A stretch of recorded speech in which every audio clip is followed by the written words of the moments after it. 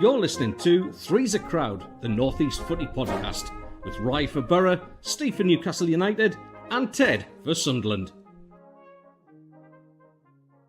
I've got a really sneaky hunch that David Strelic is going to score 2 goals. I don't know why. I feel it in my left and right nipples. Yep. And when I get a tingling sensation in my nipples, I believe in it. And I believe David Strelic is going to get 2 goals. A great pass by Hayden Hackney to Riley McGree. Riley McGree puts it back into the box. Morgan Winnick tries to hit it first time. David Strelic has scored. What did I tell you? What did I tell you? What did I tell you? David Strelic has scored. What did I tell you? Did you not listen to me? David Strelic! Win your neighbours! David Strelic is on the board. What did I say to you? What about the whole tingling in the nipples? The tingling in the nipples, I told you, and he scored. Wow. Well done, right. Good morning, football fans. Bringing you live with these magic nipples. I have got Steve Wraith and the Mackham next to me. Good morning to each and every one of you. Welcome to Three's A Crowd, the only North East Football Podcast where we bring Newcastle, Middlesbrough and Sunderland together for a bit of banter and a bit of laugh for every Saturday or Sunday. Hope you're all fantastic, safe and well. Middlesbrough have already played. Newcastle and Sunderland yet to play. We're going to be looking into that and the results over the week with my 2 good gentlemen to my left and right. It's a good morning to you, Mr. Teddy Mackham. My magic nipples are all here for you, mate. Yeah, remember when we used to be classy? Like, in the last 7 days, I've gone from a 35-minute interview on radio, by the way, talking about how good and classy this podcast is, and then you come on with your nipples, and I've got family watching. It's not right. I do apologise to the Mackham family. But to be fair, you were on form yesterday. I enjoyed the watch along, mate. I enjoyed watching Middlesbrough last night, to be fair. You lost the second half, but there you go. No, the second half was, I don't know. The work was done in 45 minutes. Good morning to you, Mr. Steve Wraith. Good morning, mate. Good morning, yes. Congratulations. A good win last night for you guys. And interesting, Sky were building it up was Hull getting ready to go into second place. So, maybe they believed the hype before the game. But, well done to Borough. Good results. And, back in it, I guess, opening a little gap between you and Hull again and closing the gap on Coventry. It was an incredible performance, and obviously the second game in charge for Kim Hellberg, our new Swedish manager. I was reporting to you live as well. What you see behind me is normally my office, but I'm actually coming to you live from my local IKEA here. As you can see, here I am from the local IKEA where Swedish meatballs are on the menu for any opponent that comes near us, and we're going to be serving them up red hot and down the throat of any opponent because the Swedish mafia is here and we're here to stay. I tell you, it's an incredible Swedish takeover. The rumour is that Isak might come down to the championship. Such is bad Premier League form. He may come down to Middlesbrough under Kim Hellberg to link up with the Swedish manager. I'm just hearing rumours.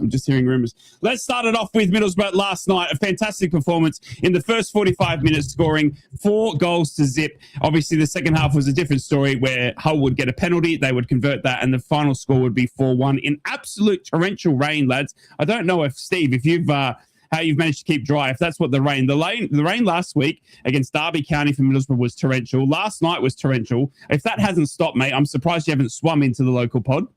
Yeah, it's strange weather at the moment, but that's what winter brings on Tyneside and Teesside and Wearside. It's it just came out of nowhere last night. To be honest, we've had all sorts this week, but look, it's going to take a while for this manager to come in and get his tactics across to the players, to get his ethics across and what he's expecting from the team. I did suggest that you'd get a new manager bounce last weekend. It's come a week late, but that's what you want. You want players to respond. You want players to respond to the new man coming in, and they really need to look at where they are in the table and say, look, from our perspective, lads, it's in our hands at the minute. And it is, because you're in the top 2 and that's where you want to stay.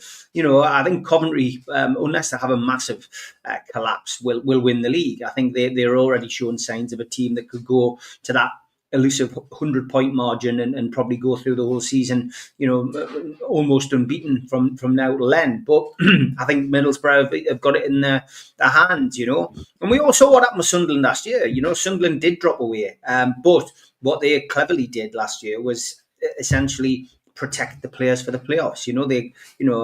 They clearly knew that that they were going to be in the playoffs, and they didn't waste any energy, didn't waste any players. They were clearly working on that tactics for the playoff final, and they got the win and are in the Premier League and now reaping the benefits from coming up. So yeah, look, Borough.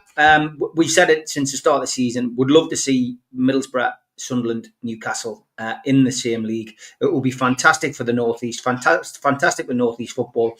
We've seen it with the North West for so many years. Why not the North East? And it's about time that the three North East teams weren't yo-yo clubs, that didn't go up and down. And I know some Newcastle fans will be going, Steve, man, we all want to see Sunderland get relegated. But I've always been on the polar opposite of that. As long as Newcastle are above Sunderland, I've always been happy. And at the moment, Sunderland are doing really well. We'll come on to them in a bit, but we want to see Middlesbrough up there, and would love to see Middlesbrough get promoted. So fingers crossed 100%. They do.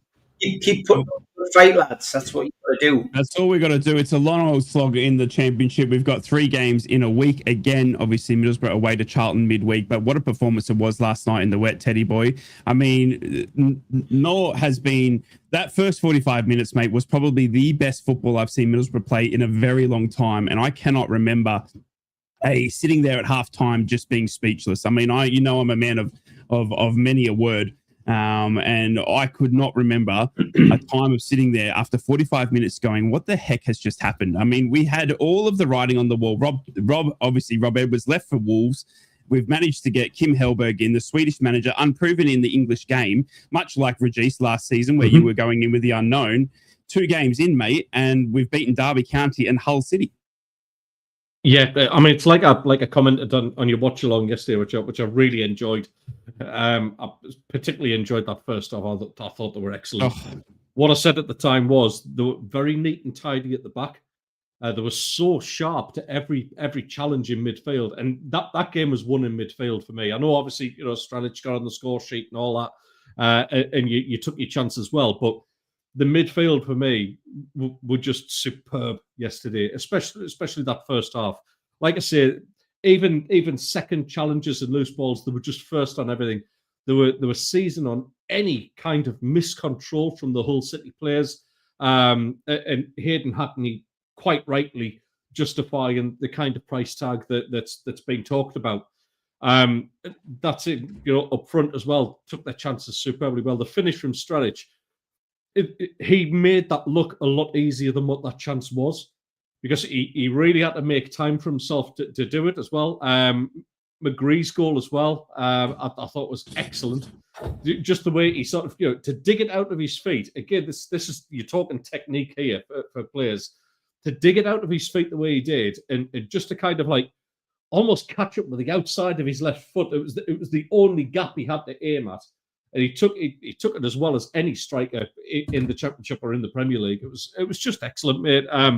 The thing is now, and I joke about like sort of losing the second half. You did the damage. All you had to do was maintain a bit of concentration.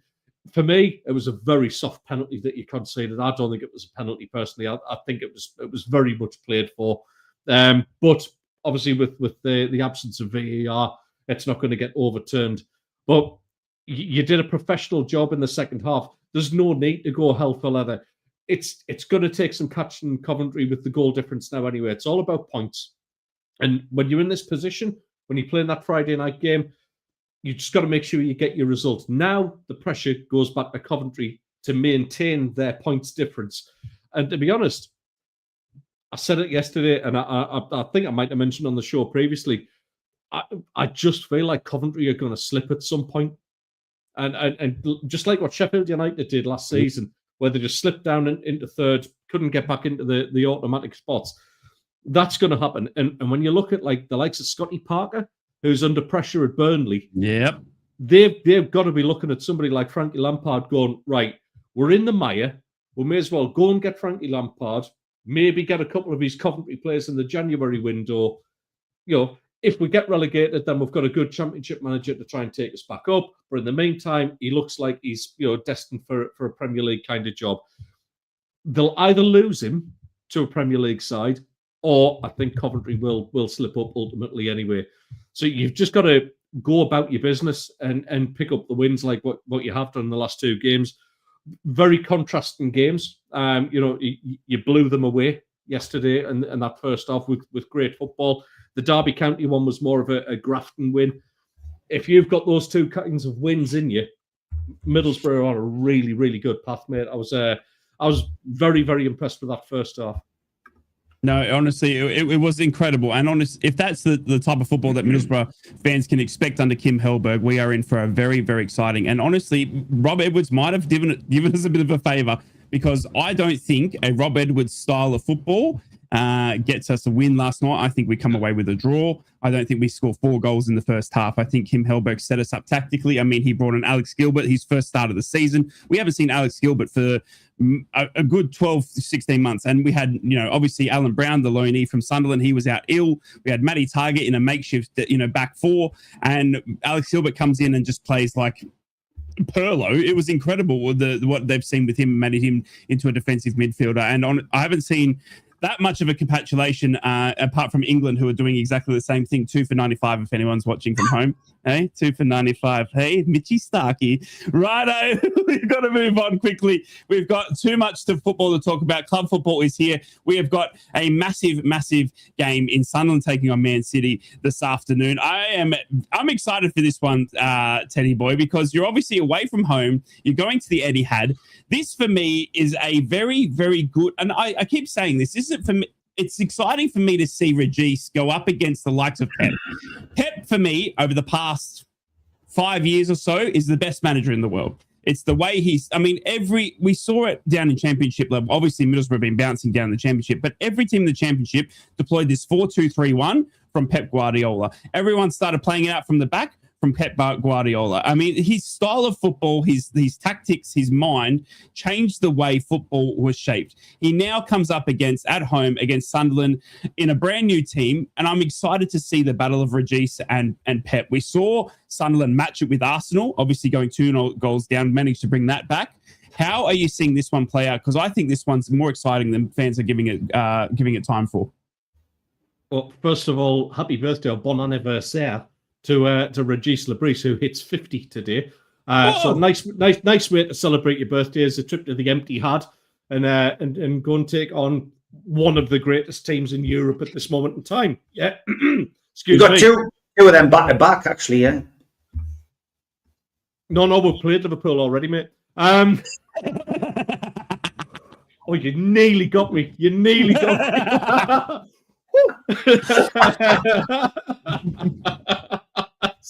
Honestly, it's like a good smiling assassin, isn't he? Like he just ghosts one in there. Yeah, I mean, let's talk very quickly about that Liverpool game in midweek. Yeah. I never thought at the beginning of this season that we would come away from that game and I'm going, should have won that. Yeah, because the performance, contrasting halves. I'm not going to say a game of 2 halves, but it was.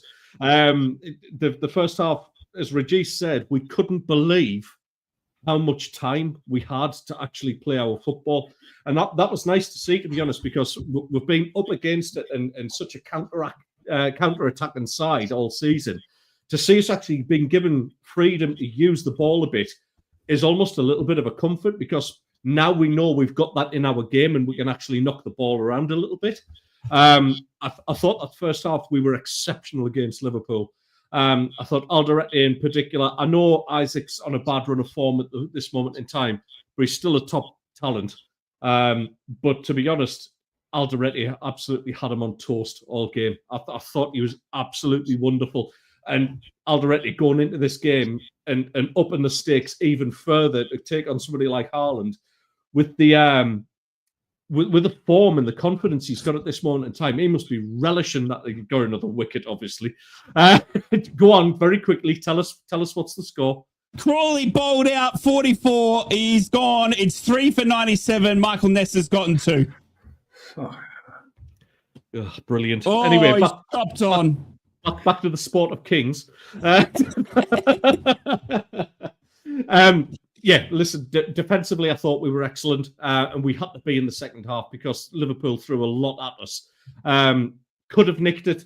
Tom Dixon mentioned in there, Isidore looks a decent player. He is. He's sharp. I thought Robin Rooster to actually pick out that pass to him with about 2 minutes left on the clock, not just rolling around and holding onto the ball like a lot of goalkeepers are doing now, actually went for it and tried to win the game. It was just brilliant to see. And yeah, it sticks in the throat that we didn't get the win a little bit. I mean, a £100 million player whose shot was going to hit the corner flag, deflected in, and that's what got them the draw at the end of the day.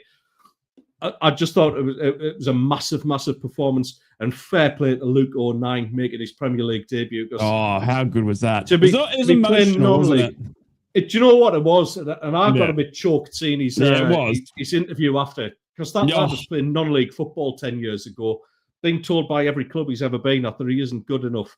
I've had my moans about him as a player. Don't get me wrong. He's always got a little bit of an accident in a way to happen.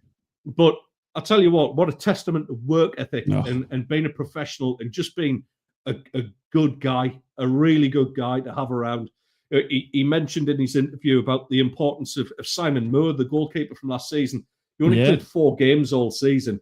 He said, but he was one of the most influential and biggest characters in the whole dressing room. And you need people like that.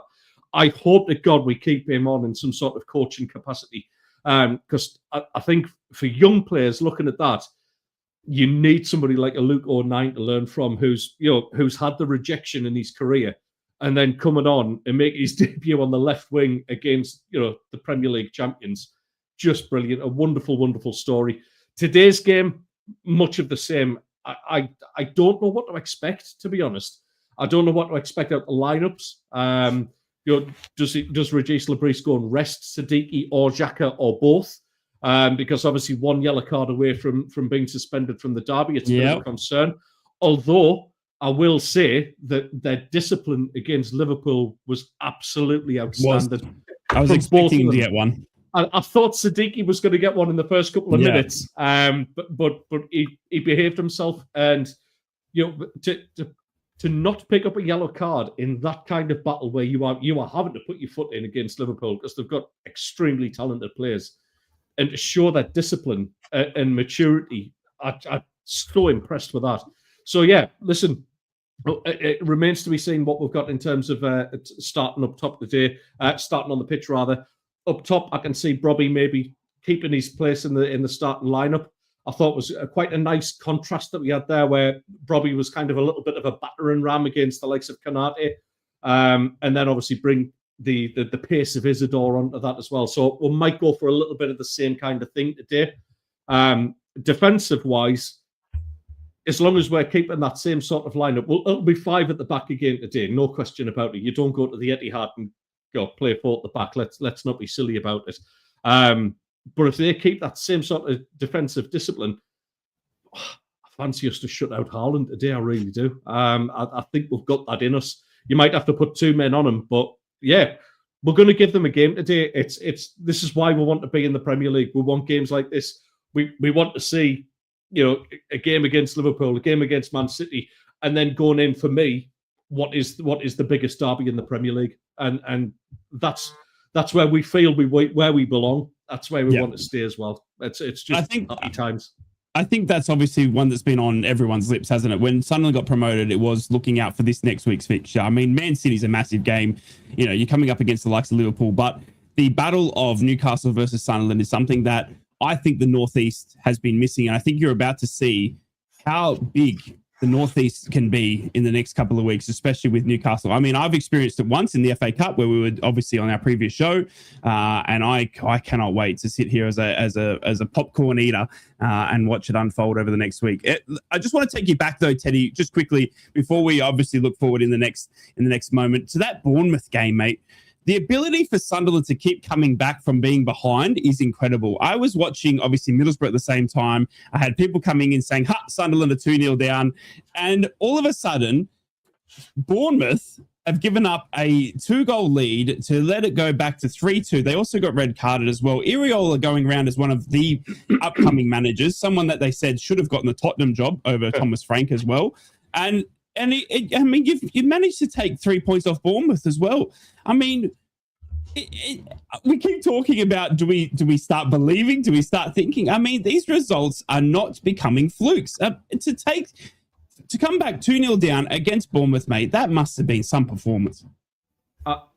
Weirdly, so I sat and watched it with the missus last weekend, and even at 2-0 down, I actually said to her after they scored the second goal, we're going to win this 3-2, because we were so far in that game. It was so even in those first few moments of the game, and even for the 20 minutes.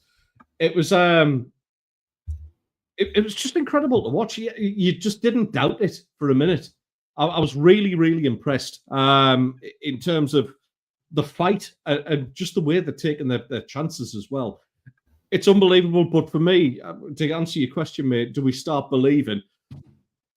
It's still very much for me a case of let's get to 40 points. I mean, I love Hobbitt's enthusiasm and his confidence. A Sunderland win for me. You're a better DJ than you are a pundit. Let's put it that way, Hobbit. I'll give you that. But I love your confidence. And do you know what? Why not? Let's get a little bit carried away and start and enjoy this. Because sitting in the barbers today was a massive Arsenal fan as well, going like, I fancy you lads to get a result today, you know. And people starting to believe that Sunderland are kind of, they're not just there and fluking wins like what you're saying. We're actually giving a decent account of ourselves now. Stephen King there, could Sunderland and Newcastle make the Champions League? Can you imagine? Tell you what, it'd be insane. Absolutely insane. But we're a little way off that yet. Let's get to 40 points. Let's see what we can do today. Keep everybody fit and well, and then we'll go into arguably the biggest game of the season after that. There is the massive fixture on the horizon, that is for sure. Stevie, mate, over to Newcastle United. Let's look back before we look forward. A massive week. Obviously, the draw with Tottenham, which I don't think should have been a draw. I think you were very unlucky there. Obviously, Romero equalising it late on. But coming off that, a massive win, mate, against Everton, which I think put... I mean, we were speaking about it here on the pod. I thought we were going into that game very nervously because it's the away form that's been on everyone's lips. But Eddie Howe managed to get it right against David Moyes, a tough opponent, and not only did he get it right, you blew Everton out of the water in their new ground. And then a tough midweek fixture against Tottenham. I think we're lucky to take we're very unlucky, to get 4 points, which I think could have been 6. I mean, look, let's start with a positive. The Everton game, 4-1 win. The stadium, wasn't impressed with it. I've got to be perfectly honest. No, but, really? No, I mean, it's in the middle of nowhere. Crazy to be, they breached a few heritage rules as well, by the sounds of it, to get their ground there. But no, not a great place. Inside, yeah, good for atmosphere, but as a ground to get to, awful, and nothing around it. So that's my advice for anyone who's thinking about going there. Go there once, but you probably not want to go back. And the bars and everything, awful, really, for away fans. Anyway, performance on the pitch, excellent. Best away game of the season. And I mean, bearing in mind, I've been to virtually every away game this season, and it's been an awful experience because we haven't won any games. We've drawn, we've got points at places where we wouldn't have got, but it hasn't been entertaining and it hasn't been enjoyable. And that was the best away end of the season by a country mile. Everyone had a great day out.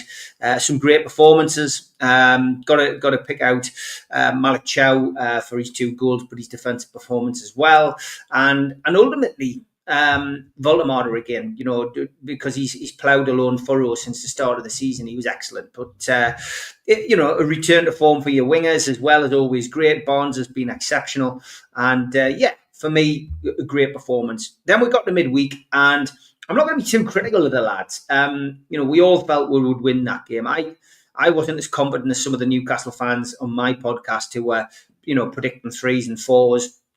I felt Newcastle would get a win. I was a bit more conservative and went for a 2-0, 2-1 kind of scoreline. I was jumping between the two.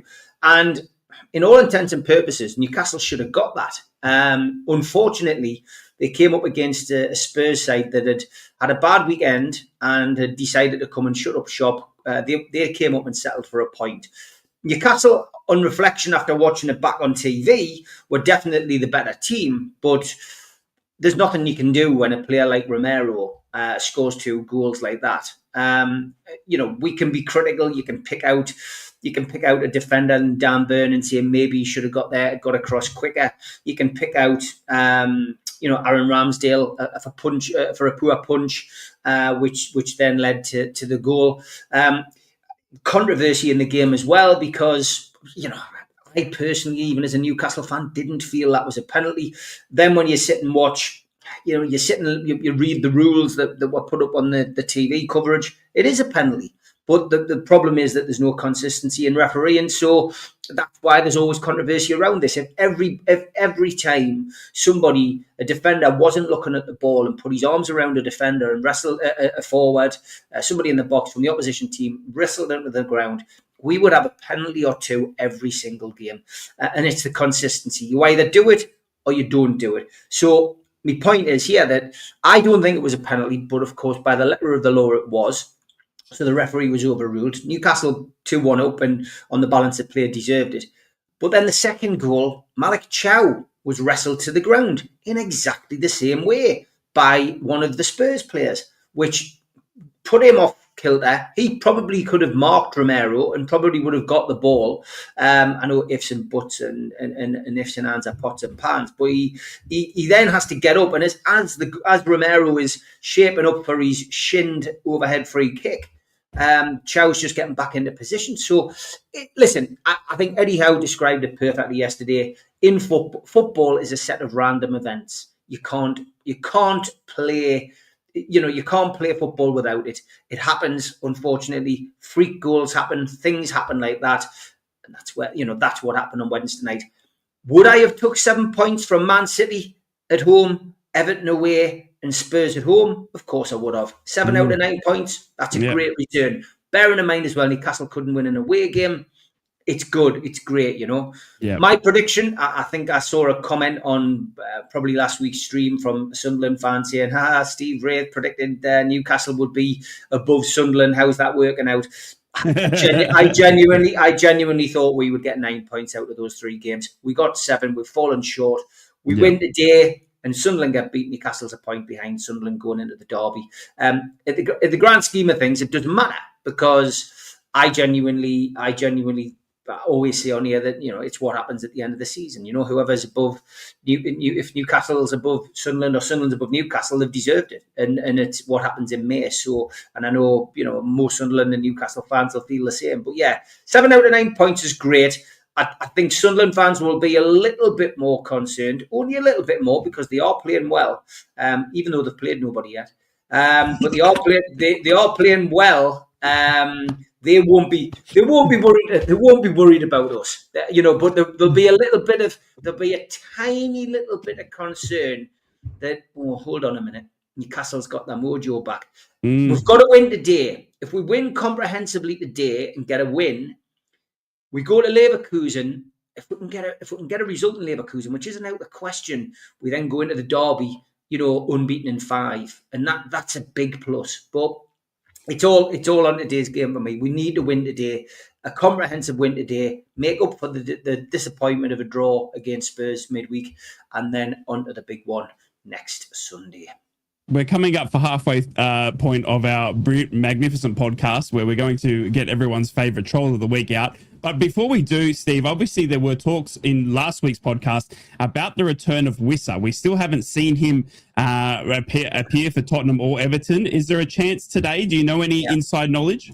Yeah, I mean, Eddie's press conference yesterday, he wouldn't commit to whether Wissa would be on the bench, but he's not far off. Yeah, so okay. I would expect to see him on the bench today. I would expect him to get some minutes of some description today. I expect him to get some minutes against Bayer Leverkusen, and then I wouldn't be surprised to see if he comes through those 2 unscathed, depending on his fitness levels. I would be very surprised if he doesn't start the derby. But it'll be interesting. It'll be interesting to see what happens. But there's a lot of positive noise coming. On the injury front as well, Botman's had an injection in his back, but they're waiting to see how that works out. He could be sidelined for next week, but we're not struggling at the centre half position. Tonali was a knock like Joe Linton. He's expected to be back today. Eddie was going to see what he was like with his training. And we're still obviously without Pope. Pope is not going to be available until Christmas. Same said for Kieran Trippier. He is going to be out for that period of time as well. Nothing too serious, just niggles which are keeping them out, unfortunately. So yeah. Other than that, though, we've got a good squad of players available for today and the rest of the week. It's going to be very interesting. We've got a lot to talk about, but at the moment, we've got to sit back, we've got to relax because it's time for Troll of the Week.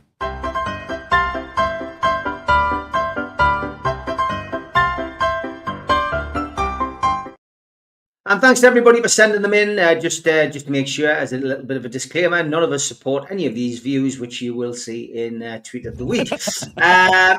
Borough are getting accused on football away days this week. Hey, Borough, how come me Charlton tickets got £20 on it and yet you're charging £30? Seems a bit dodgy, this from Middlesbrough. What's all that about, Ray? Right. Well, it's been interesting, and the club has addressed it. They have issued £10 refunds to all the fans, but I'm not too sure what happened there. It did look like it was a bit of a mishap, but the club has come out and they have emailed everyone that did purchase it at the wrong price, and they have issued them a £10 refunds. I knew you would know. Congratulations to this guy.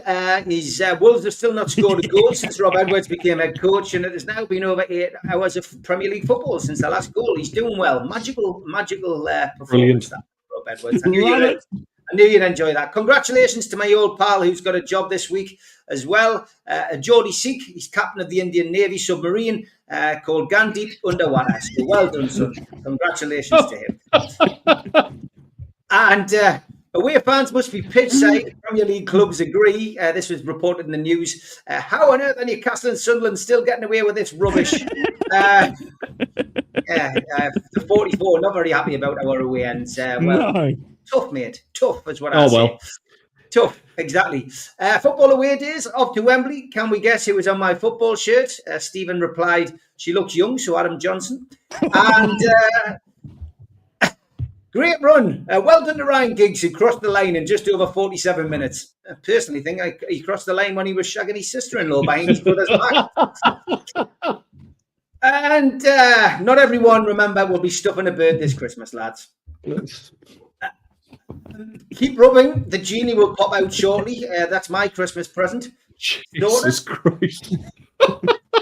And congratulations to Isak. Liverpool fans were rightly going wild when Alexander Isak finally scored his first goal. We talked a little bit about the Everton game earlier. Jordan Pickford, here's his gloves from last week.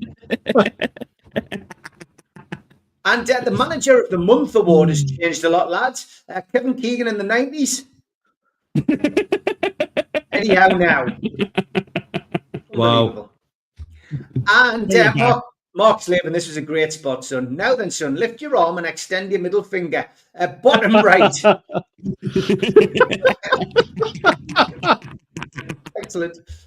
I knew things were bad, Jim, but we're the only stadium in the country without pints, said Skylar Sky. No draft here at Old Trafford. Yeah. Things get worse at Old Trafford, I'm afraid. And Carlin.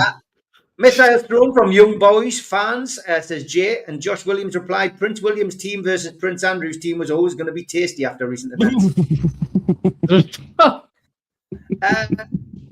Great sign this in the background as well. Shite shifters. Septic tank emptying and train services. Unbelievable, Jeff. And Brewer says 365 days sober yesterday, Fulham away tonight, and a direct F-off from Noel Gallagher when I asked for a picture. Life is good. I love this one as well. Romeo Beckham 17 is a spitting image of his football father in a shirtless holiday snap. Shane Jeffries replied, I thought it was Victoria Beckham with her tits out, to be honest. And it does look like Victoria, by the way. It actually does. And why wasn't Jesus born in Sunderland? Because they couldn't find 3 wise men. Oh. But Ted does hit back with this one. Premier League table looks a bit like this. It's definitely a case for AI superimposing heads on wrong bodies there. I'm telling you now. And tattoos. Thanks to David as well. 15-year-old Cliver travelled 18 hours by bus to commentate on the Copa Libertadores final, but got denied at the gate. So he climbed a hill, went live on his phone, and pulled in 47,000 viewers and 10 million views. Well done, that man. Well done.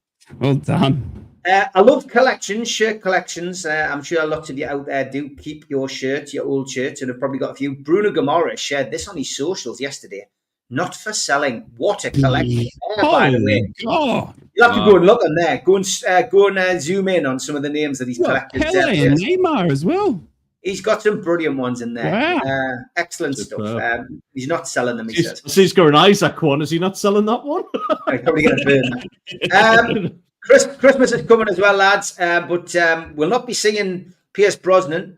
He was happy to play a retired secret agent, 0070 in the next James Bond film. The title's in full, Goldfinger, The Man with the Golden Pension, For Poor Eyes Only, Spectre Savers, A View to a Pill, Octogenarian, No Time to Diet, Live and Let Die in a Care Home, Oh Dear, What a Skyfall, The Spy Who Loved Coco, and Dr. No Resuscitation. Brilliant stuff. I love things like that. Thank you. And maybe Paris FC need to stop looking then and concentrate on bloody football. Yeah, nice breasts. Spotted this great story this week as well, lads. We'd like to address the reports of the very intoxicated raccoon found inside a Virginia ABC store. According to eyewitnesses, the raccoon entered the premises, bypassed the allocated bourbon, and went straight for our award-winning American single malt. While we're proud of our whiskey, we did not expect it to be quite appealing to local wildlife. We'd also like to apologise to the raccoon's family. As a family-owned company, we know what it's like when a relative gets a little overly confident in the whiskey aisle. Thankfully, the raccoon was indeed 21 and had a valid Virginia ID. If we're guilty of anything, it's this. Our whiskey is too damn good. That's on us. To avoid future omnivore indiscretions, we're updating our motto. Virginia Distillery Company, irresistibly smooth. Even if you eat mostly trash, please drink responsibly. Photograph of the raccoon. Absolutely soddled. Finishing up with these two. How to avoid coronavirus, lads? Well, wash your hands like you've just fingered Widow Twanky. I knew that one would go down well, lads. I think we'll leave it there. That is Tron of the Week for this week.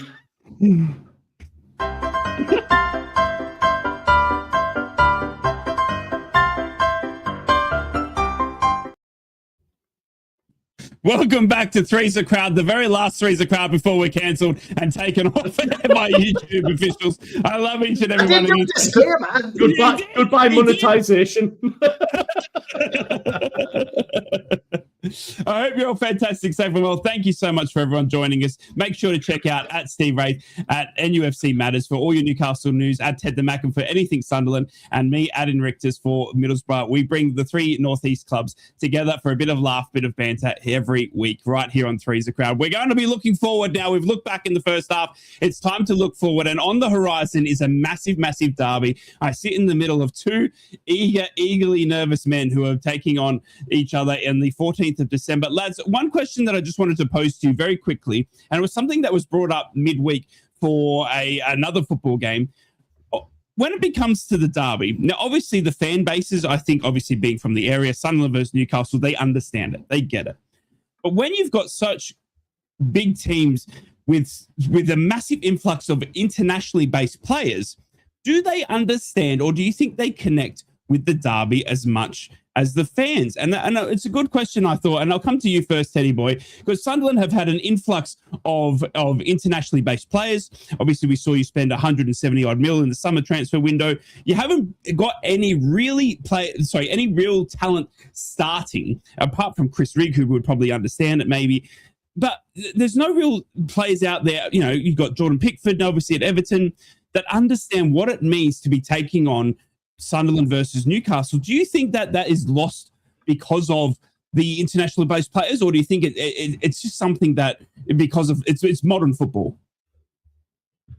I don't think it's lost on them at all, and I can probably confidently speak for both clubs in this way, in the fact that you have so many local people actually within the club still. All right, maybe not so much on the playing staff, but the left in no. What WTF is this crap? Crispin 8-90. Not happy. Well, yeah. Hates us. I think he needs to lay off his alien ganj leaf, to be honest, like and go and play Farmville. Yeah, listen, neither set of players are going to be left in any uncertainty as to the magnitude of this derby. Absolutely no chance. There are people in the club, the fans, when they're around the local area, it's all the fans are going to be talking about. It's all the people who work at the clubs are going to be talking about. Most clubs now, as part of their recruitment process, are kind of like they're looking at personalities as well as the talent side of things. They're looking for the people with the right attitude towards joining a Premier League club such as ours, especially when you're in the North East of England. It does take a different mentality. It's not the glamour lifestyle of living in London or anything like that. It's a Grafton area. And you need a special kind of personality to play for these clubs. And I think that'll be very much part of why they were brought in, the ethos of why they were brought in the first place. And I think that even if they were uncertain, like I say, they're just going to be in no doubt of how massive this is going to be. I think both sets of players, even now, going into this weekend, they're still going to be looking at it kind of going, yeah, the derby's next. Everyone's talking about this. They can't escape it. My family's absolutely buzzing. I had a quick conversation with my sister this morning. She's already nervous about it. Season ticket holder has been for years. She's nervous about it now. My great nephew is absolutely bricking it because he's going to be mascot on the day and leading the side. Oh, mate, honestly, I showed you, lads. So pleased for him. Incredible that. The video was excellent. I'm buzzing because he's such a lovely kid as well. He's his mum and dad have done a great job with him, and he just deserves it. And listen, that's what the players can't avoid is from a little kid getting his chance to be mascot in a game like that. Everyone is talking about this game, so both sets of players will be absolutely bang up for this. I honestly feel like this is going to be one of the biggest derbies possibly in the history of this fixture. Because we're in a situation right now where Sunderland have obviously went and surprised everybody so far this season, and we're playing a lot better than what anybody anticipated. It never felt like a proper derby in that FA Cup game because of us being at the time we were struggling in the Championship. We're under Michael Beale, for God's sake. It was the most horrendous aspect. I think that was worse than our League One days. Was having Michael Beale in charge of the Championship days. It didn't feel like a proper one. A proper derby is the league game. And once we have Middlesbrough back in the Premier League as well, and we get a taste of that again, even though I make fun of it and call it the derbish, that's what it's all about. And this just has a flavour of such a big fixture this time around, because obviously Newcastle flying in Europe at this moment in time, Sunderland surprising everybody and taking scalps, and Steve put in our WhatsApp group. We've had points out of 6 of the top 8. Yeah, and that ain't fluking it. And as he's joked on earlier on about they haven't played anyone yet, and we actually have now, and we're dining at the top table for a reason. So it's just going to be a wonderful game. I can't wait for the two midfields to get stuck into each other. I can't wait to see two sets of strikers, goals that can be scored from anywhere, and in terms of defensive units. I can't remember a time where Newcastle and Sunderland have had defenders of this quality. I really can't. It's just everything about it points to an absolutely amazing game. Yeah, I'm nervous now about it. To be honest, I'm looking at today. The only thing I'm nervous about today, playing Man City, is for God's sake, Xhaka and Siddiqui get through it without a yellow card. That's going to be tough, isn't it? If we get beat, we get beat today. Nobody's expecting us to go to the Etihad. You don't want them missing. This is the biggest derby in the Premier League. I'll go on to say that. Hands down, there's nothing else like it. Yeah, all right, Liverpool, Man United have their beef and all that sort of thing. This is different. The only derby out there that I can think of in the British Isles is actually the Old Firm derby. That's the only one that that possibly surpasses it. Yeah. Newcastle, Sunderland, or Sunderland, Newcastle, for me, biggest derby in the Premier League, without a shadow of a doubt. It's going to be very, very exciting. Just as Joe Root has to depart. England now 4 for 110. Joe Root is gone for 15. Mitchell Stark has got his man. Steve, quickly, I just want to, before we look at this week's predictions, mate, and look at the future, I was just asking, and Ted's saying that the players are going to be well up for it. It doesn't matter where they come from, where they're born. They know what it means to play Newcastle and what it means to represent Sunderland. Is it the same for Newcastle? I mean, obviously Newcastle have got the Brazilians, they've got, the new German up front. You've got Aaron Ramsdale or Nick Pope in goal potentially. None of these players that are from the area. Do you think it takes much to show or to convince a Newcastle player how much it means for Newcastle to verse Sunderland? Certainly not, because, first of all, Newcastle did play Sunderland in the FA Cup, and a lot of these players played in that game. Yeah. A lot of the squad know what the atmosphere is like at the Stadium of Light as well. So they're not walking into the unknown. They're not walking into a game that they haven't played collectively. Dan Burn, of course, is a Geordie through and through, and somebody who will certainly be all week telling the players who are new to this experience what it all means. Lewis Miley's a Geordie. Lewis Hall is a Newcastle fan. Jacob Murphy is a Newcastle fan, prior to coming to the club. So these people will all have a part to play. Kieran Trippier, although he's not going to be part of the matchday squad, will be certainly, giving advice and there. Yeah. So I don't have any concerns about whether Newcastle will be up for it. I think that, for me, it's about calming the crowd down, and it happens at St James's and it happens at the Stadium of Light. If Newcastle can go there and frustrate the team in red and white for that first half hour, and the crowd dies a death, which ultimately it always does at either ground, then that's when things can change. The first goal is going to be crucial, but I do think, as Tom says in the chat, we need a strong referee, and that's we. That's not we as in Newcastle. That's both teams, because that can either make the game or ruin the game.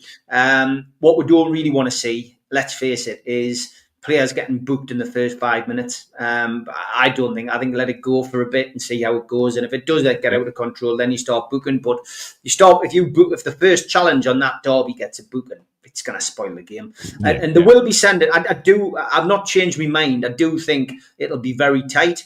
I do think there'll be a red card or two, perhaps, probably on both sides. I can't see Joe Linton keeping his cool as far as Newcastle's concerned. I'd love to think he can, but I just have this worrying feeling that he's going to get a red in this game. But I just think it'll be decided by a free kick. I don't think it's going to be a big game for a big scoring game. I'd be very surprised if any team runs away with it. But I think it'll be very tight. It'll be very cagey, and I think it'll be decided with a free kick. There'll be a wonder goal. Somebody will be the hero. Somebody will be the villain. And it'll be bragging rights until we meet again. But it's a different fixture. We go down there with excitement and a bit of anxiety, as Sunderland fans will be traipsing up to the Stadium Light exactly the same.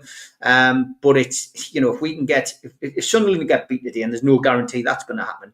But if Sunderland do get beat, Newcastle win, of course, we'll go a point behind them, and it's a level playing field this time. So whoever wins will have the bragging rights. It will be fair to say that at the moment they're the best team in the North East. So let battle commence. Let the build up commence. The social media build up will be interesting because this week Sunderland and Newcastle have got a good. They've both got good social media teams. I think there'll be a little bit of wind up going on. It'll be interesting to see how the two managers cope with it as well. But it's not going to be a rollover for Sunderland next week. And I think the old adage, I've said it last week, I'll say it again, I'll say it next week. Form goes out the window. So it's all or nothing. It's blood and thunder, and it's which team plays the match and not the occasion.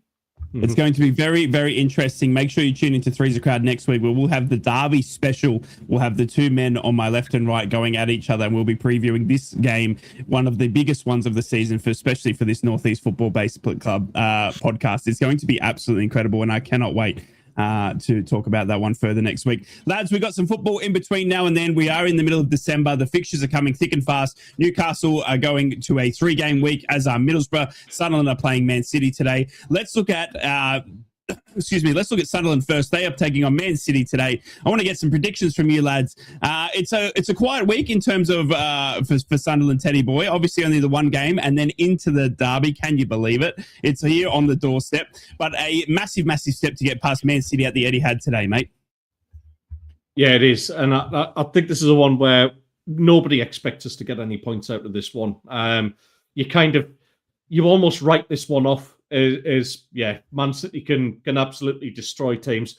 I just hope that we retain a bit of defensive discipline and don't get absolutely mullered down there, which can happen, and it can happen to anybody in the Premier League. Yeah. But I think it might be a bit tighter than what most people think. I can't see us pulling anything out the bag, any sort of miracles out the bag on this one. I don't mean to be pessimistic or anything like that. I'm just trying to be a bit of a realist. If we got a draw out of this, I'd be absolutely ecstatic with that. They have got their problems, obviously, in terms of injuries. They're still missing Rodri. Kovacic as well is also missing from the squad as well. But it's Man City, and they can just pull out another £80 million signing to replace them on the bench and all that sort of thing. Where they are a little bit shaky is in defence. So I think if we can get at them, it's not our usual kind of game. Or if we actually sort of put a little bit of pressure on them, we might just get a goal out of it. So with that in mind, I'm actually going to go. I'm going to go for a defeat, which I don't normally do. It's a head versus heart thing, as Mr. Wraith would say. My heart says 1s each, but my head says 2-1.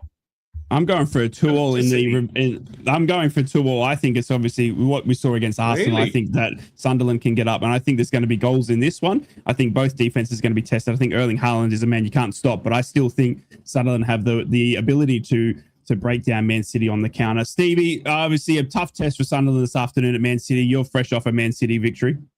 Yeah, I'm going for a 2-2 as well. I think Sunderland will get a point.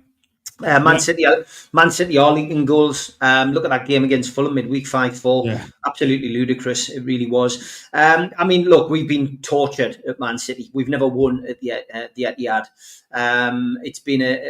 It's an awful ground as well. It's in the middle of nowhere. It reminds me of, like all these kind of flatback stadiums. I'm not a fan of them. That's why I'm, really concerned that Newcastle don't go down that route.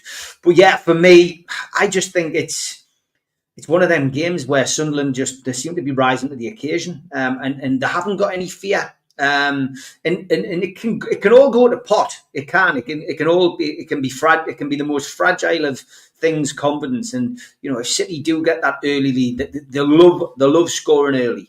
I'd love to know the stats, but they always score early.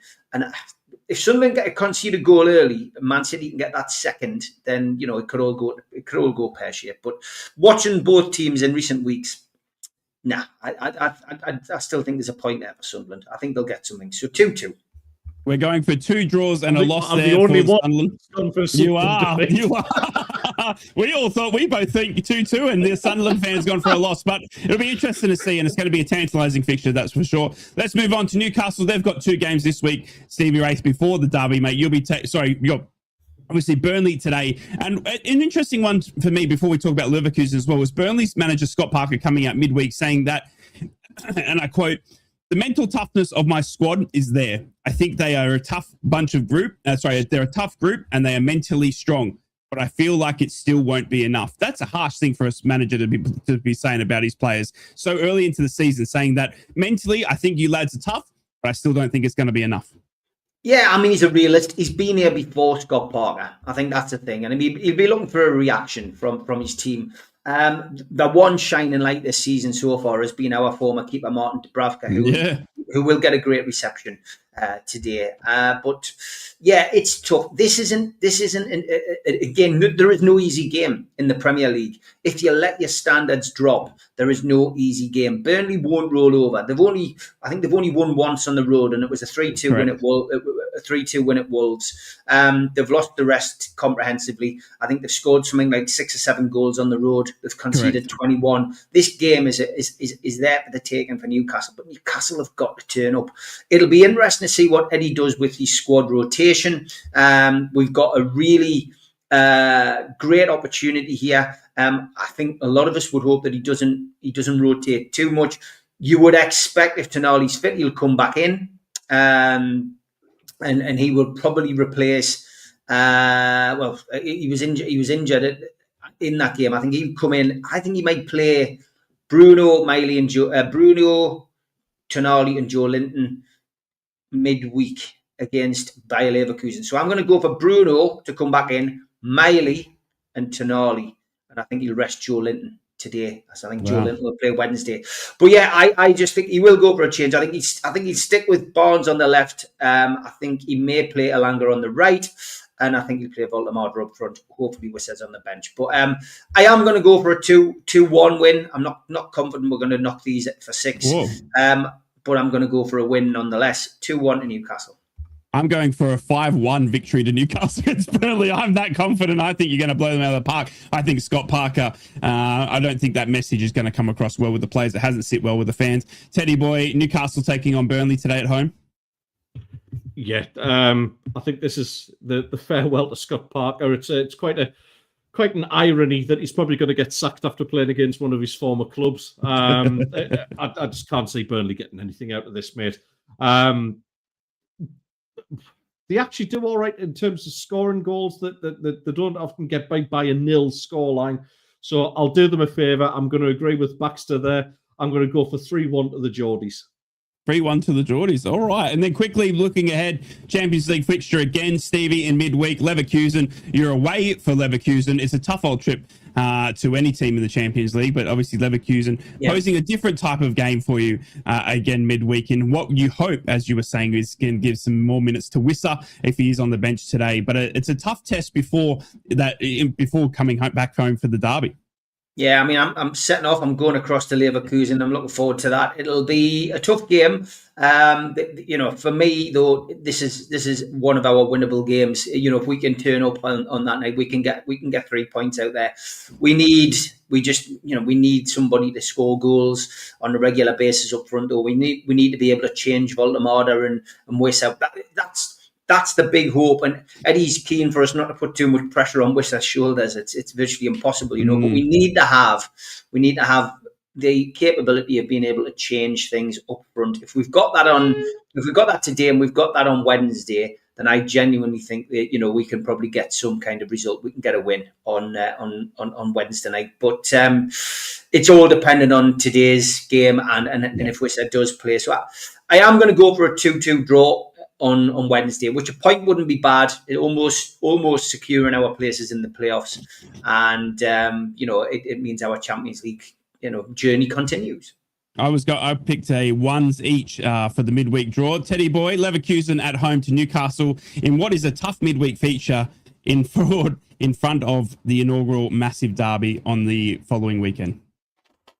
Yeah, I'm going to use some twisted logic here, in the fact that Newcastle beat Man City, Leverkusen beat Man City, so I'm going to go for a draw in that one, and I'm going to go for a ones each. To be honest, it's a tough game, this one.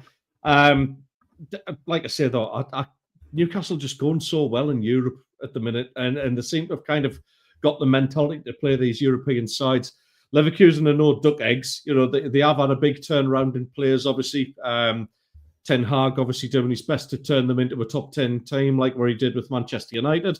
But yeah, so yeah, listen, they've still got some quality about them. A draw away from home is no disgrace against Leverkusen. So I'm going to go for a ones each on that one. And then obviously Voldemar to pick up an injury, Wissa to pick up an injury. Yeah, there it is. Yeah. No, I completely agree. I think there's going to be sickness running through all the squads, and it'll be Chris Wigg versus, I don't know, Tim, the Pope or something like that. It'll be the only two left standing. Yeah. It's going to be massive. Sorry, we've got to talk quickly now about Middlesbrough. Obviously, they've got 2 games midweek as well. They've got Charlton away. It's a tough old fixture going down to London. But it's 30 quid. It was a bit expensive. But the Swedish meatballs are hot. The Swedish meatballs are hot. They're coming out of the IKEA shop quicker than we can handle them. And Middlesbrough are absolutely firing. 4-1 victory last night against Hull City. An amazing performance by Alex Gilbert in the middle of the pitch. We go to Charlton midweek, where we could look to close the gap further on Coventry if results were to go our way this week. If not, then the goal difference as well. But opening up that gap between us and third, and locking in that top 2 spot as well, heading into a tough Christmas fixture. Charlton obviously have just come up from League One. They've got a tough manager in Nathan Jones. For those that don't know, Nathan Jones is obviously the manager that took Southampton and Luton Town up, but then he was sacked. Look, going down to Charlton, I haven't got good memories of it. Middlesbrough fans, I'm not sure if you remember, but obviously the Charlton game away was Aitor Karanka's game, where he failed to rock up because he had a falling out with Stewie Downing. It's an interesting place to go, but Middlesbrough going down there with full of confidence. And I'm telling you, the Swedish meatballs are hot. Middlesbrough away to Charlton midweek. Teddy boy, how do you see that one? I think it'll be the Gilberto show all over again, mate. I think it could a safe 2-0. A safe 2-0. I think it's a very, very winnable game for you. I'm honestly going 5-0. I think we're that good. I think the Swedish Revolution is crazy. I'm going to see Isak in the stands because he wants to come under the Swedish Revolution. He's had enough at Liverpool. It just hasn't worked out. Steve, obviously, midweek trip for Middlesbrough down to London. Not a tough trip. Sorry, it's a tough trip for any North East team, but going midweek to Charlton, they aren't doing the best, but Middlesbrough looking to solidify 3 wins from 3 under Kim Hellberg. Yeah, I'm going to go for a draw, mate. 1-1. I think it'll be a tight game, that one. But yeah, you should win. But I'll go for a draw, mate. I don't want to predict 3 wins because we know what happens on this show when we all predict 3 wins. We've got a big curse. I'm trying to help you out, mate. I'm trying to help you. Well, speaking of helping out, we've got a big result in the cricket again. And Scotty Boland's got another one. It's Brooksy. He's going to have to leave. England are going to be down 5 for 110 here in Australia. Sadly, we've lost Bry. I don't know why. There seems to be some kind of problem on the show here. Is he finished yet? Oh, there he is. He's back. Hello, Ray. Sorry, mate. We lost you there. He's gone. He's walking off. Australia on top here in the Ashes. It's absolutely seized. Thank you so much for tuning in to Three's a Crowd. Hang on. I just want to point out a little bit of culture from Stephen Horn here. This needs pointing out. This is such a niche reference. Will it be Swedish meatballs or will it be a surstrumming night? Do you know what surstrumming is? And is that really rotten fish? It's fermented fish. Yeah. I'll tell you what, that's testament to the people who watch this show. Intelligent people. Love it. You know what happens when you've got a bad fish?